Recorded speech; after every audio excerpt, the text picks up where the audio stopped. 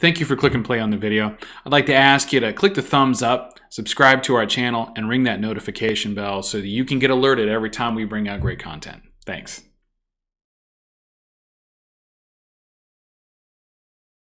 Hey YouTube comic community, this is Jimmy the Geek Aficionado, and I have a Vampirella haul for everybody today. And we are welcomed by my cute little friend here, Vampirella. This is a rather busty bust by Arthur Adams from the Women of Dynamite statue, or bust series, I should say. Pretty cool, with the violet over the eyes, and the skull in her hand, which is pretty articulate, actually. It's a pretty great looking skull. So, but yeah, very cool. I got this at C2E2 a couple years ago during a Diamond Summit, and they had this and a, sorry for the shakiness, they had this and a red Sonia. I picked them both up at a vendor junket, which was super cool for me. But now she's going to help us introduce some of her early works. This collection was, sorry, these books were grabbed from a collection that came into my LCS, graded them out, and then cherry-picked the ones that I wanted, that I needed from my collection, and this is what we got. We're going to start off with issue number 26. Like I said, this is the Warren Magazine Volume 1 run of Vampirella. Cool cover here. Wonder how these did on the newsstand, you know, with the frontal nudity on the cover here, but you know, don't know how it actually looked back in 1973, because I wasn't even born yet. But not too surprising given the fact that it was the 70s. But this one's a little rough. It's got a tear on the top. It's got some creases on the side, but it's still about fine, which is okay with me. These are, you know, mostly readers, but I like to have them in at least fine or better. This is another, you know, kind of rough one, but it's an earlier one. This is issue number 29. Again, we got some, you know, a couple of tears up here and some spine wear and light creases, but other than that, it's still looking good, and you know, definitely good for me to be able to read. We're gonna adjust here. So it feels like it's just slightly off center. There, that's better. All right, so it's issue 29, and a little bit later in the run, about midway into the run, we've got issue number 57. This is a really nice copy.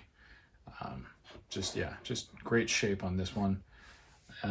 Square bound, right, which is not common with this particular book, but a great cover nonetheless, with that ghoul in the background chasing after and some old West Town. I think that's pretty cool, personally. This is one of the model covers. This woman, whose name I cannot recall right off the top, but I'll put down below, did a number of these covers for Vampirella, and I mean, probably the original cosplay model for Vampirella, but great job with the costume that they did. But yeah, a very cool cover. Vampy Goes to Hollywood. So it's issue 67, and then in 70, this is back to artwork covers. This is She Human or Monster? The Swamp Woman. That is a really cool cover. I dig it, with the snakes wrapping around her. Woman coming out of the swamp. Very Swamp Thing-esque. It's July 1978 on that one, but that one's in really solid condition. And again, you know, keeping with the square bounds here. Here's issue number 72. I'm trying to get the glare off of that. Issue number 72. This one I dig. You know, she's got like a swimsuit on or something like that. But you got this big ghoul in the background. Kind of reminds me of Fright Night, or some of the early, like the Frank Langella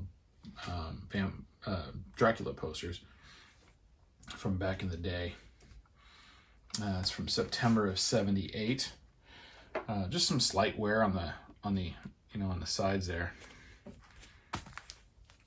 This one's kind of like a combo. So I think this is a drawing done of the model for Vampirella, and she's confronting a gathering of demons to rescue Earth from Lucifer's savage legions. So I don't know, I dig it. I dig these old magazines. And if you haven't looked inside, most of them are all black and white, unless it like says color story on top, which is usually just like an insert in the center of some color pages. But most of it's all black and white, and the art inside is just incredible. Some of the guys that were working on these were just, ahead of their time. They're just really, really incredible. Issue number 75, Attack of the Alien Blob. I'm guessing that's him down here. This was one of my favorites of the covers that I got. This one actually and the next one are both really great. This is issue number 83, and she's got this, like, I mean, when I first saw it, I thought it was like a scorpion tail, but it's really like some kind of like water creature or something like that, or just, snake creature. But really well done. The shading and the cross hatching on the body itself of Vampirella really kind of gives that the depth and detail. And yeah, well done. Just absolutely well done all the way throughout. So that's issue 83. And then this one's super cool with this sci-fi space landscape behind it. This is issue 85. And you got the large moons, the large and small moons hanging in the background, which looks like Phoenix was on a different planet, or Tucson, right, I should say, with this stepped rock. But a very cool cover nonetheless. Very sci-fi, very Barbarella for the time. And then here's issue number 90. And I'd say I'm probably about 2/3 of the way through the series between this haul and another one that I'm working on. But yeah, very cool covers, man. Very cool covers. And again, the interiors equally as cool. Issue number 93, Under the Magic Spell of the Cobra Goddess. I mean, this fantasy artwork I grew up with Frank Frazetta, Boris Vallejo, some of my dad's favorites. And this really is reminiscent of that to me. You get the big blood moon in the background, and this guy's got wings over here and a big long tail. So, he's kind of a weird guy to begin with. But yeah, it's amazing what they were able to get away with on the covers of these magazines back in the late 70s and early 70s and early 80s. This is probably one of my favorite covers of the entire series. And I don't know how to pronounce... Oh, I know, I'm sorry. I think this is San Julian is the artist. And, I mean, just wow. Yeah, it's fantastic. It's very ancient Egypt esque with the drawing. With her style and everything, kind of reminds me of like a Deja Thoris in Egypt, but just a beautiful cover and an amazing drawing. And I do believe I'm pronouncing that right. I believe it's San Julian is the artist for this issue here. All right. So this is issue number 100. That was 99. This is issue 100. A gala 100th issue, and then we got some iconic cover pieces on there, including I want to say that's Dracula. It'd have to be with the white sideburns and all that. But a cool book nonetheless.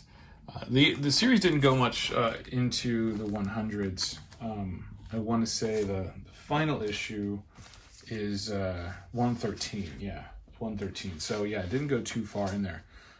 But also in this